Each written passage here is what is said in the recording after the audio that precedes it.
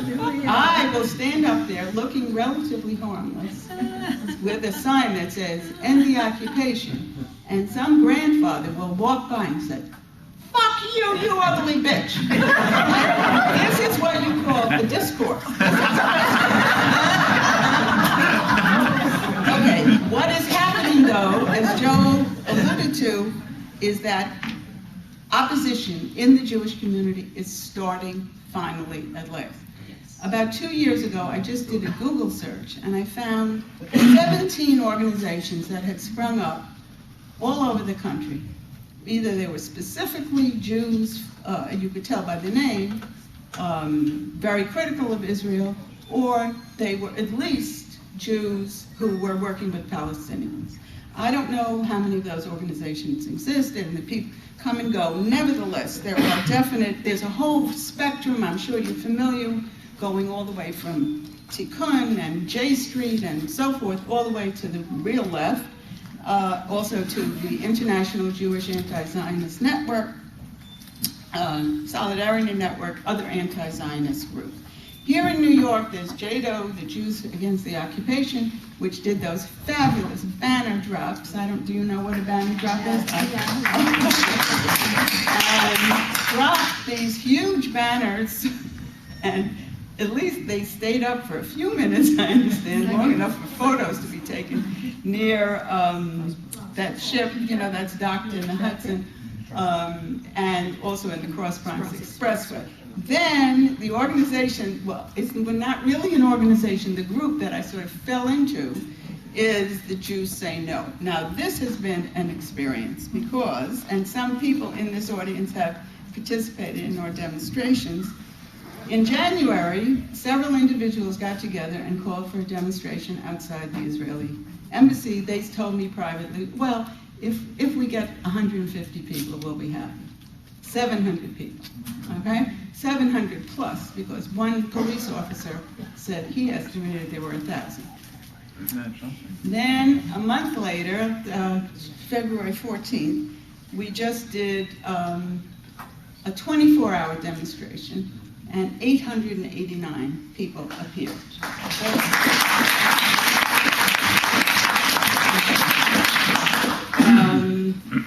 And we're going to do more. I'll talk about that in a second.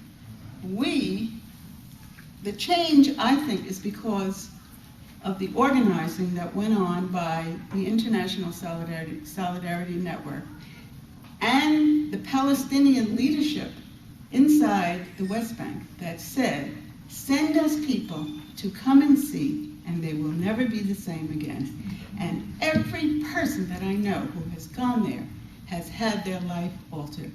And hundreds and thousands of people, in fact, at one point, they estimated that 3,000 people were being turned away from Ben Gurion, who couldn't even get in. So you can imagine how many thousands of people went throughout the world.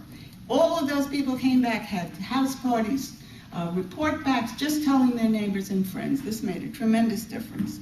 And we poor Jews, we have the responsibility of being American citizens who are supporting this with our tax money, and we are being told that it's being done for us.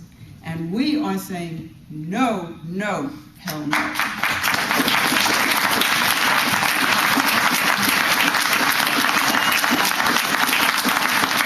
Now, you know that there's a change when someone like Liz Holtzman, who is not exactly the most radical of people, appeared at a meeting 3 months ago, to talk about Jewish peace work, peace activities. And she said, we can't any longer say what's good for the Jews. We have to say what's good for everyone.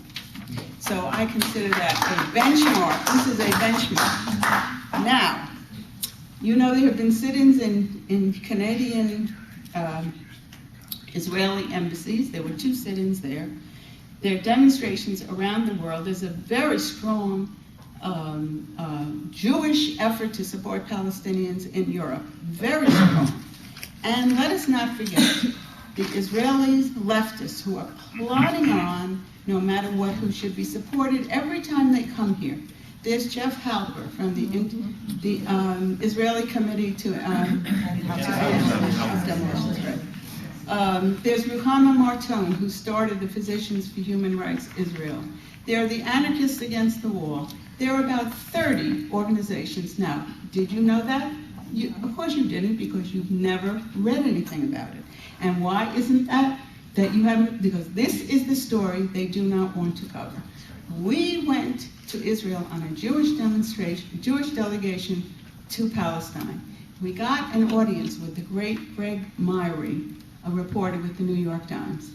I said to him, you know, this is the man bites dog story.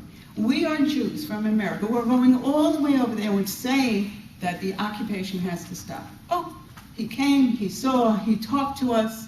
2 hours he talked to us. He never opened his notebook. Okay? Never opened the notebook. On another visit, when I came back and some Palestinian young people were being arrested, we called him and he said, call if anybody gets hurt. Okay? That's their attitude. So we have to, that's one thing we have to do, is crack that blockade on what's going on. Now, what's coming up for us? Oh, and I should say also, keep watching your emails, because there are 2 exceptional statements that have been made by European Jews. I think 2 Canadians and someone in, I think, Switzerland.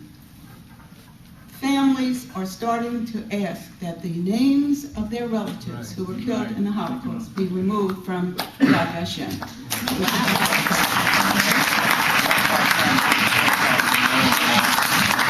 Now, all of this doesn't mean to say that there isn't anti-Semitism in the world. There is anti-Semitism, and we're going to have to fight it tooth and nail. But being against these monstrous policies of Israel is not anti-Semitism. In fact, it is standing true to who we really are. Now,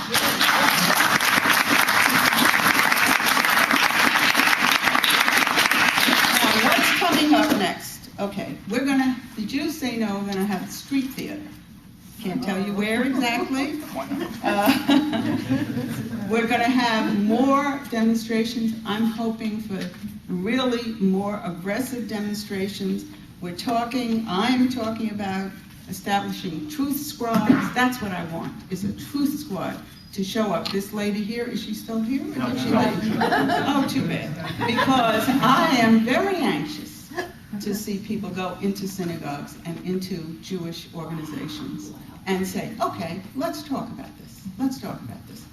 I myself have not felt that it was the left that throttled discussion about this. My impression is that it was the right that throttled discussion. But in any case, discussion has been throttled. So I just will end. So you didn't even stop me because I practiced. With a rabbinic story. I am collecting rabbinic stories about justice in the Jewish tradition. And here's a Hasidic allegory. Okay? The Rebbe explains to his students that the stork is not kosher.